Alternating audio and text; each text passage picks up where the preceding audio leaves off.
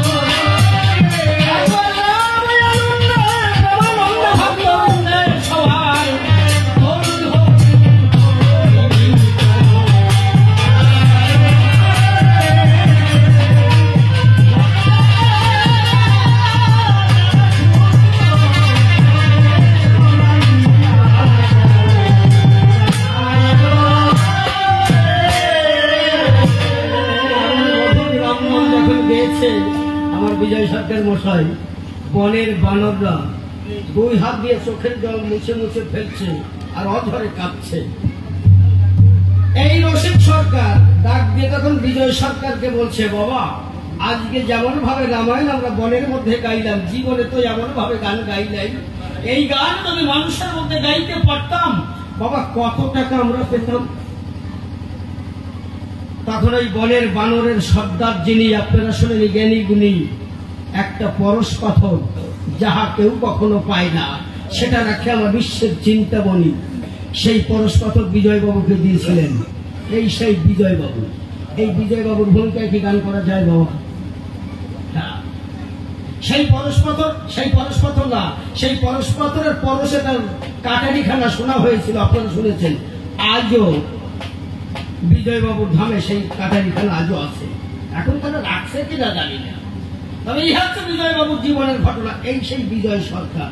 এই বিজয় সরকারের ভূমিকায় গান গাওয়া মানে একেবারেই কি করবো আপনাদের কাছে। আপনারা তো দেখছেন, তার আমি তো দেখি নাই, নাকি অল্প একটু দেখছি। আপনারা বসেন, এদের একটা গান গাই, তারপরে ওর গানের পেটনি ছাড়াই দিয়ে আজকে বাড়ি যাবো, না বাড়ি যাবো না।